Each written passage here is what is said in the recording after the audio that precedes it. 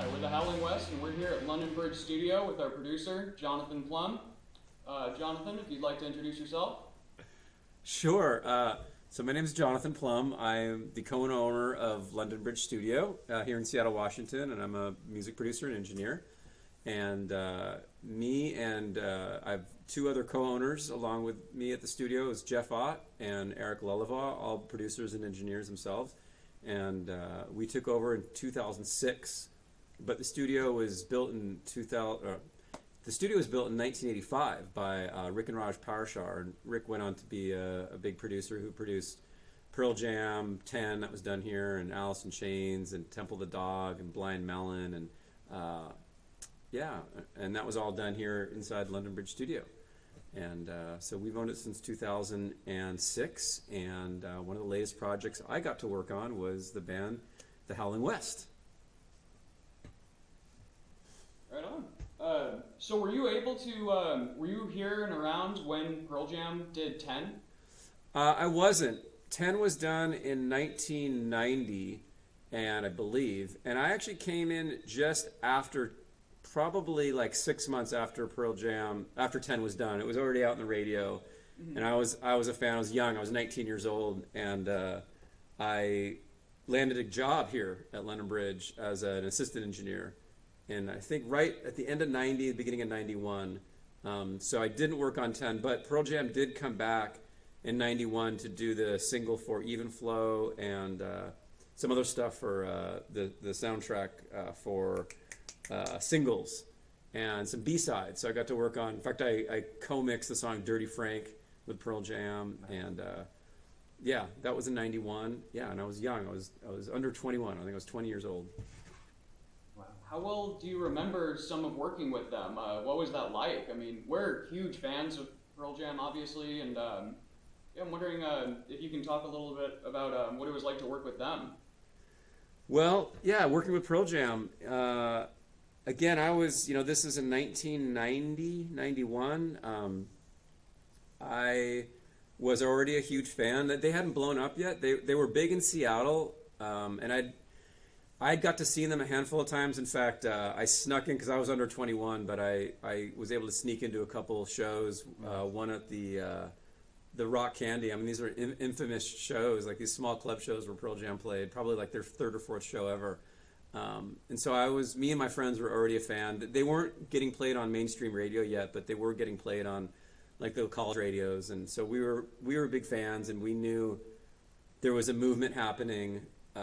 In the grunge scene between Alice in Chains and Soundgarden and Pearl Jam. So we were all sort of a little young, but watching it happen, and it was really exciting because it felt like it was kind of our music, it was our town, and something special was happening. And so by the time I got here to work at London Bridge, I mean, it was like I kind of landed the gig of the century in a way, because we all knew that this was kind of taking off, and I was in the right place, right time, where I got a gig at the studio that happened to be recording all that music, and my boss was the producer, and he ended up being my mentor. So, within 6 months of being here at London Bridge, I got to work with Pearl Jam, and it was phenomenal. I mean, I was the happiest 19-year-old grunge boy ever to get to work with, at the time, one of my favorite bands. It was really cool. I thought It is so. cool. Yeah. Yeah, you really did come in at the best time, especially for this city. And obviously back then, the techniques were a lot different. I imagine the equipment was a lot different. So I was wondering if you could talk a little bit about what techniques from back then and what technologies are still around and valued, and maybe which ones are gone that you miss, which ones are gone that you're happy are gone. That's a great question. So you were talking about the technology in the studio and how the studio has adapted to modern technology. And obviously, since the 90s, the records that were made pre-2000 didn't typically include a computer. Well, unless you were doing, electronic music. But for us here at London Bridge, we have a history of doing more organic kind of rock music. And back then, everything was recorded to analog tape. I'm looking at the tape deck, it's right over there. 24-track analog tape, and then we had to literally splice the tape to do edits and stuff like that. And then, around the 2000s, the computer came into the studio, and that really changed the production process, where now you can visually see everything. You can just copy and paste and slice, and now there's, infinitely ways to manipulate the music now that we didn't have back then. But what's really cool about London Bridge and the way that I came up, and I think my whole team, is that we very much built the studio. The studio is built on that organic live performance process where, back then, you didn't have the option to just easily fix and manipulate everything. So typically bands really had to play live. And that spirit has often gone away in modern recording, where here at London Bridge, we've always valued that vibe of musicians playing live together. And because we have a bigger space like this and there's big windows, it's just set up really well for that. So what we found is there's still people still want to record that way. Almost any musician can record at home in their basement or their bedroom and layer one piece at a time. But to set up properly with 3, 4, 5, 6 musicians all playing live at once, it's really hard to do. And so that's what we do here. And we sort of, I hate to say it's not like a dying art, but it's certainly like an art form of valuing the sound of a band playing live together. And there's a magic to that when you layer one thing on top of the other, you're missing that kind of enmeshment of artists feeding off each other. And so, the Howling West was a perfect subject for that kind of performance, because these guys just play live together. And it's like to try to lay the drums down and then put the bass on top, you're completely missing out on that feel of where they rush and they speed and they get excited, and there's just all this magic happening within that live performance that would be missing. So it was a discussion we had a lot before coming into the studio. It was intimidating, the idea of recording everything all at once, only getting a few takes, doing it on tape. It was really intimidating because that challenge of making sure we're all together. It's exciting too. It was very exciting. Yeah. But when we did the demo that we sent you, we recorded that layer by layer. There were certain guitar solos where I did maybe 40 takes. Yeah. And so, that was something else, being able to do that in that way. I'm glad that you convinced us to do it. Well, and it's not just, talking about the way technology's changed in the studio. We kind of went a step further, where back traditionally, the way the Pearl Jam and Alice in Chains records were done is everyone was in the big room together, but the amps would actually be isolated. So you guys would be wearing headphones. And so if someone made a mistake, that mistake wouldn't bleed into the drums. But we took it a step further, where we put everyone in the room together with their amps, so that if the guitar, if you made a mistake, that mistake would bleed into the drums. So we were kind of limited on how much we could edit. Maybe if it was a small mistake, we could go back and fix it. But if it was a major mistake, we just have to redo the whole take. So in that respect, you guys were really on the line for, without a safety net here to perform live. And I agree, it was kind of like a dicey call. And I remember we were kind of flip-flopping right into the last minute if we were going to do it that way. Oh, yeah. And I'm super glad we did. And I do think it's not for that reason, it's not a perfect record. There is some rawness to it. But I think, the benefit of that feeling of live. And I know you guys, I assume, enjoyed it more, being able to stand in front of your amp versus hearing a little sound in the center of your head with headphones. Yeah. Harkens back to the day of when I was 13, just sitting in front of my amp, hitting that low E note. Yeah. You can't escape, the ghost of that spirit is still there. Yeah.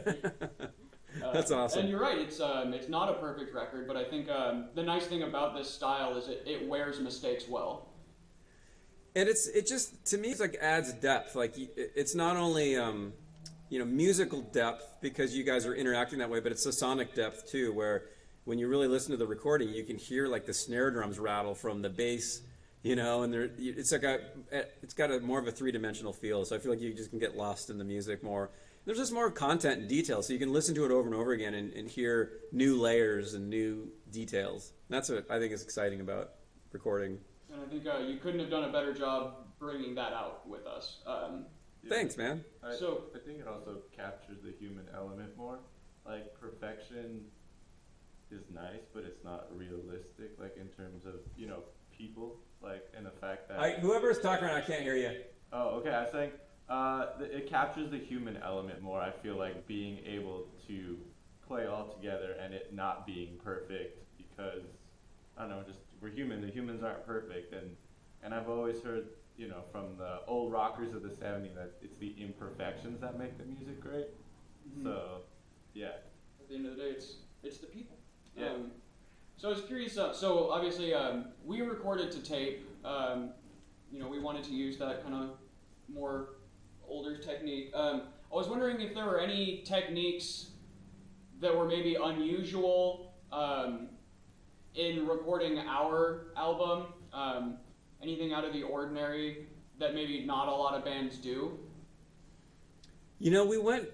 So, did we do anything unusual in the recording process that we don't typically do? I think that the thing that we did that was different was just having you guys in the same room with your amps. That's really because of that we had to actually dumb everything down. Where typically, if things were isolated, we could do a lot more studio trickery. But because we were all in the same room, it was really up to you guys playing live. So I think it's almost the opposite. It forced us to not do anything unusual other than you guys just playing your songs really well, which you guys did.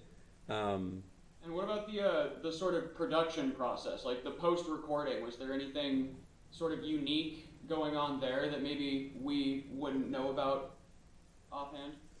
You know, I feel like I'm proud to say that it's pretty meat and potatoes. It's pretty straightforward. Like, you guys just played really well. We captured that, and we went back and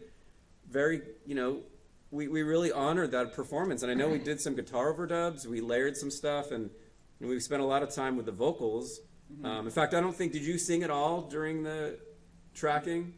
No, I'm still getting acquainted with singing and playing at the same time. Okay, yeah. It's almost like its own instrument when you combine the two. That's right, totally. Yeah. I mean, I think maybe the only thing I can think of technically is just how we were able to. I mean, I feel like over time I've learned to manipulate the room where you guys were playing in to try to isolate things as much as possible, so that the London Bridge sound, that big room, typically on drums, is kind of like, it's kind of the famous drum sound now. And when you put guitars and basses in there at the same time, it sort of swallows up that drum sound. But I think I've figured a way to manipulate the room where the drums can still have this big open London Bridge sound and not have a really wiped out guitar and bass sound. So we put baffles up in certain places to try to keep the sound contained in certain areas. And I don't know, it's pretty simple actually, but yeah, again, it just sort of goes back to the fact that you guys just played really well. Thanks. And then of course we recorded the vocals after the instrumental recordings. Is that something that bands typically do in this style? Yeah, so typically when we record, when we start with the band playing live, we're really focusing on that live performance. And because the vocals, singing is typically the most critical part of the music, that's what people listen to. And so that takes a lot of more detail work. So typically, initially, we'll focus on just the band and the way the band's playing. And then we'll go back and really focus on just the vocals and put in a lot of extra care and time into making sure the vocals are just so. And I think that's exactly what we did. Is once you guys were all tracked and recorded, we made sure the drums were solid and the bass and everything lined up, and then we did vocals and just had you singing, just by yourself. And we did, from what I remember, we did multiple takes, and we'd go through and handpick which of each take we liked the best. It was an incredibly efficient process, and I couldn't be more grateful for how you kind of held my hand through it. I was nervous going in. I wasn't sure if any of it would come out good, but your patience in my needing several takes of things was appreciated. So I'm sorry, but your name is skipping my mind. Alex, thank you. Alex, Claudio, and David. Okay, sorry about that. Yeah, Alex, so that was maybe like technology-wise where kind of the modern met the old for vocals is at that point we were tracking, we did your vocals directly into Pro Tools, so actually the vocals didn't hit analog tape. But because of that, it allowed me to use all the technology, and I've been just doing it for so long, so I've gotten really, really fast at editing. And I know for you, it was kind of a newer singing in the studio was newer for you, and I did feel like we worked really hard. You were willing to work really hard, and I know I pushed you, and I had high expectations, but you had, I think, even higher expectations of yourself, and I was just really impressed, and with your work ethic, and you kept saying you were new at this, but man, you just sang your ass off until it was right, and I felt like it really didn't take that long. I mean, you hit a couple spots that were difficult, but we just 4 or 5 times, and usually it was you saying, "Hey man, let me do that again," versus me saying, we would know, like you would sing a take and we both listen to it for a second, be like, "Nah, we both knew it was wrong," and then it was right. We'd both be like, "That's it, let's move on." So, I think that you and I created a good team in that aspect, that we understood, we both were on the same page and just got it done. And I was glad to see we both had a similar idea of what things were working and what wasn't. It was a great process. Nice. So obviously, you've worked with a lot of pretty big name artists, both past and present, as well as some that aren't as big, or maybe they just want to get recordings sort of for themselves or their friends and family. Sure. I was wondering, what kind of moments happen where oh, this is going to be big, like that's working? Are there moments where you're like, that's going to be a Grammy-nominated song? Because you've worked on Grammy-nominated and Grammy-winning songs before. I have. That's an interesting question. I mean, it's in my experience. I've honestly like for example, I worked on the Blind Melon record. I don't know who's familiar with that record, but there was their big hit single, and that song was called "No Rain." Yep. And it's really kind of like a little ditty song. It's pretty light and simple, and I was part of that record, and they recorded that song towards the end of the recording, and I remember thinking, oh, this is a cute song, and we just didn't even put that much effort. Not that we didn't put effort into it, but it just came. It was a very simple song, and it just kind of, we recorded it, and I didn't think too much of it. I liked it. I thought it was cute, but for someone at the record label knew there was something special about that song, and they paired it up with a really amazing video, and that became a huge hit. And I would have never guessed in a million years that would have been the hit off that record. So interesting. I feel like back in the, but that was sort of back in a time when the record industry was still running like a traditional, like it had, with A&R people and stuff like that. And since then, the music industry's changed so much, and I don't know what qualifies as being a successful hit or not. I mean, I feel like for independent rock bands, Grammys and stuff like that, or like the level of success has changed, or what success means has changed. I don't think anyone's going to expect to sell 1 million records anymore. I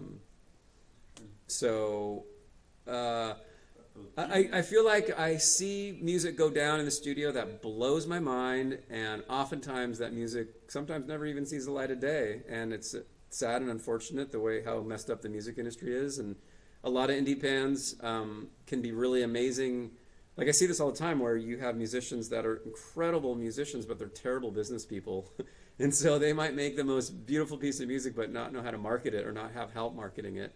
And then I see the opposite, where I see kind of mediocre projects that are really good at marketing, that find success. And then you get occasionally like the sweet spot, where you get a really talented artist that has either really great business sense or someone behind them with a great business sense, and they can, find some success.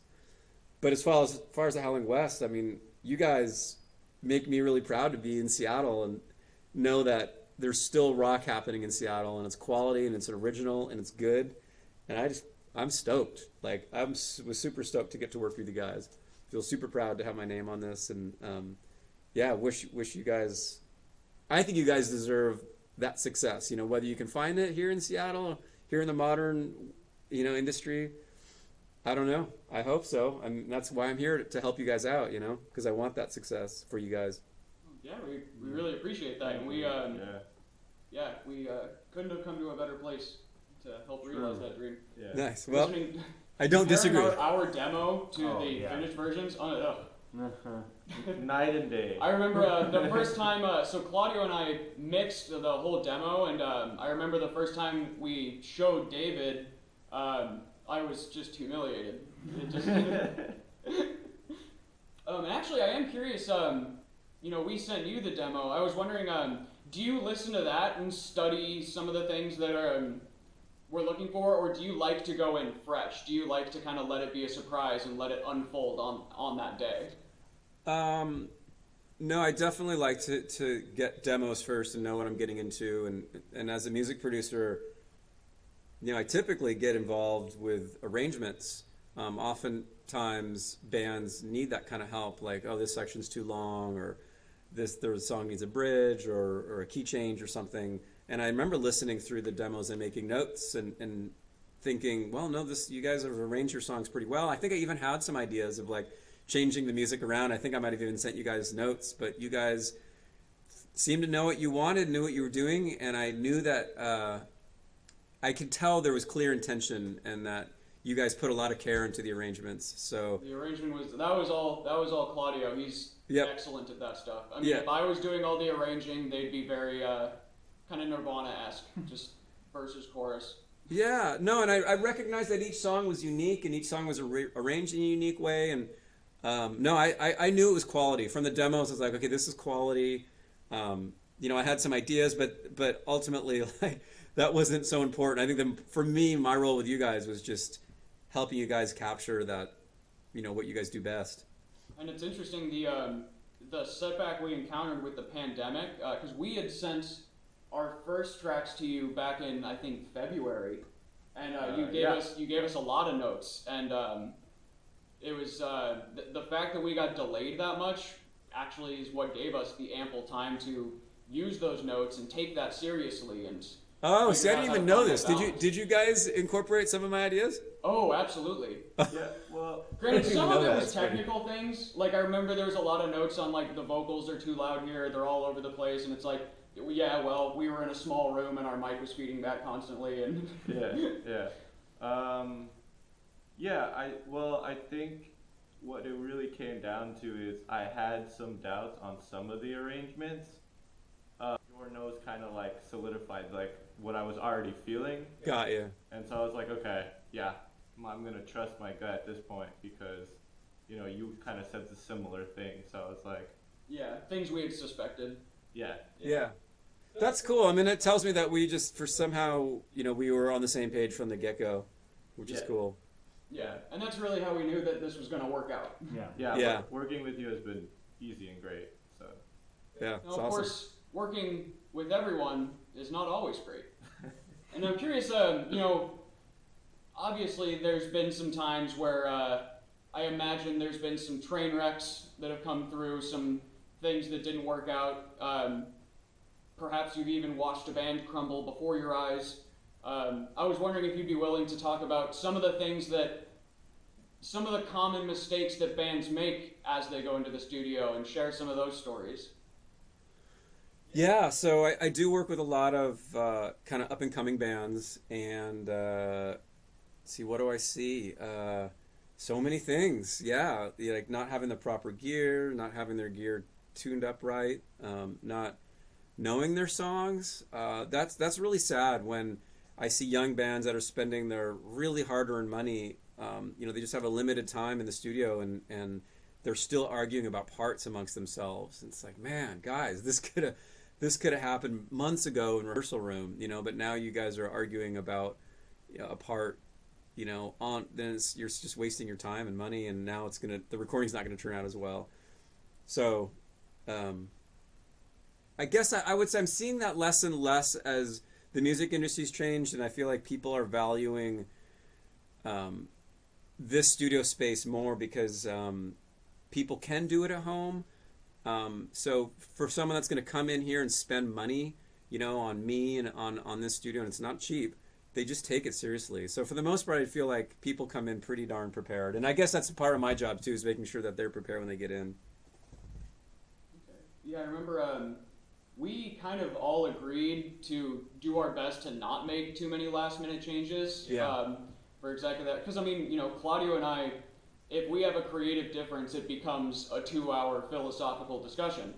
And I love that. It's part of the process. It's just undeniably got to happen, but we didn't want it to happen that day. And what surprised me was with that song, All Away, you know, our first tracks of it sounded so empty, and we ended up being able to fill it in really pretty efficiently. Like we did that pretty smoothly. I was surprised.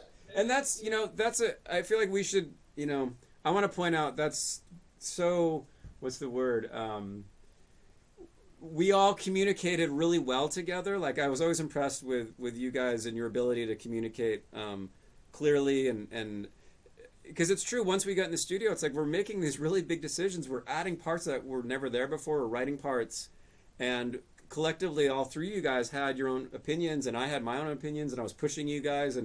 But we so easily just stayed creative, and everything was positive. And like I can't remember a time where like maybe we played a part, and like maybe you did something, Alex, and Claudia was like, nah, and you'd be like, okay, and just moved on. Like it felt really easy, and I just think you guys are very mature and have the ability to clearly communicate and not, step on each other's little sensitive egos. Well, I think, the three of us are big fans of each other. We all respect each other creatively. I am hypnotized watching David every day.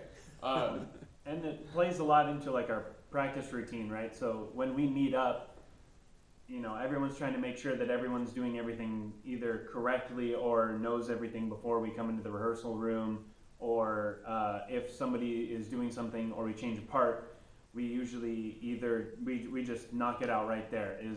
We don't let it sit and deliberate later. We just like decide, okay, well, does this sound good? I kind of like this part, me personally, and then Alex will be like, yeah, I agree, and then Claudia will be like, okay, or the same thing will happen with everybody. So we take almost a democratic approach to Definitely. when we're. I mean, I think that's the key thing that makes you guys. I think that you guys will succeed because you guys are highly functional. Like not every band is highly functional like that, and you can feel it. I feel like when you guys are playing together, you can see it, you can feel it, you can hear it, and it's awesome. There's a trade-off that occurs among especially creative people. Definitely. Yeah. I always feel like honesty is the most important part, and when we're working on the music and we're like exchanging ideas, they're not personal attacks. We're here to make the best possible music we can make. So if we think something is good, it's like, or not good, it's not because I think you're a bad musician or whatnot. It's just like, hey, I think we can do this better. And so I think everyone's on board with that. Mm-hmm. Everyone's really comfortable with being like, yeah, that was crap. Like, let's do a different idea. And we're also, like I said, good at communicating. We're not just like, that shit. It's like, hey, I don't like this idea, and here's why. Yeah. And here's my suggestion for a different. Well, I think some of that, at least like with me and Claudio, we both went to art school, and so we know what it means to just get something that you created and spent a lot of time and heart on, just kind of get eviscerated, and know how to not let it affect your ego too much. Yeah. You got to learn how to take criticism. Yeah, and David's also he's great at that, and he knows how to respond to ideas and all that. And he keeps us very much on point. We put him in charge of any time we are not in sync or on beat. He just stops it, and he's just like, do it again. And sometimes we'll run drills for like 20 minutes on like the beginning of Howling Back. Yeah, we drilled that song for hours. Yeah, we literally sat there, and I would stick click, and I would hold time, and I would make him specifically, sorry to call you out, just sit there and do it over and over again, and until it was, because I was listening to a metronome at that point in time, which I feel is a very important part of practicing before the studio, and getting that to be perfect. And then we all did it together, and if we didn't do it together 3 times in a row perfectly, I'd make us do it again 3 times in a row. Yeah. He's a great teacher. That's great. That's just, it really shows that kind of, that focus. Yeah. I remember, another thing that happened on All the Way, that was the only song where I got really frustrated. Like, I had to, step out, I got all mad at myself, because for some reason, it's such a simple song, at least it should be structurally, and just rhythmically, my head wasn't in it. Dude, it's always the ballads. Yeah. They're ballads, sensitive. They're sensitive, yeah. Yeah, well, because every note is so intricate and important to the feel. So. Which is why I was especially nervous to keep adding things to it, and that was like almost my nightmare scenario, and it ended up just And Jonathan were flowing like, perfectly. let's put an acoustic, let's do a Leslie, and you're like, I was But- terrified, and it ended up working great. Just Oh. we trusted your judgment a lot on Yeah. that one. Yeah, the Leslie was a great suggestion. Cool. I mean, I think, just listening to you talk and thinking about the record, and I think why I like the music so much is that you guys have orchestrated, you've done so much work on the back end of orchestrating, like you really listen to the drum parts, like there's so much detail happening in the drum parts, and there's so much detail happening in the bass and the guitar, but it was performed kind of quickly and live. So you have sort of, I don't know, it's kind of cheesy, but sort of best of both worlds of very orchestrated, but played very, what's the word? Yeah, just high energy and of the moment. And it is the kind of music you can listen to it over and over again because there's layers of orchestration happening between the drums and the bass and the guitar. It's cool. So one more thing, and I apologize if this is gratuitous or over self-interested, but I was wondering if you could just kind of describe the sound of the Howling West from your point of view. And the word it was frenetic. That was the word I was trying to think. Oh, yes. The Howling West. Man, it just sounds like, to me, it sounds like what the best of the 70s and was happening in the rock world. Just traditional, high energy rock music played by people in their 20s that are freaking excited to be playing music. And I'm not in my 20s anymore, but I still identify with that energy, and makes me happy, man. It soothes something in me that I need to hear sometimes, that raw energy and it's sort of the danger and the anger, and yeah, I relate to it in my soul for sure, and I think other people will too. I hope so. Well, we want to thank you again for helping us. We can't put into words how much your touch has made the music. And once again, we are the Howling West here at London Bridge Studio, and we hope you check out the album.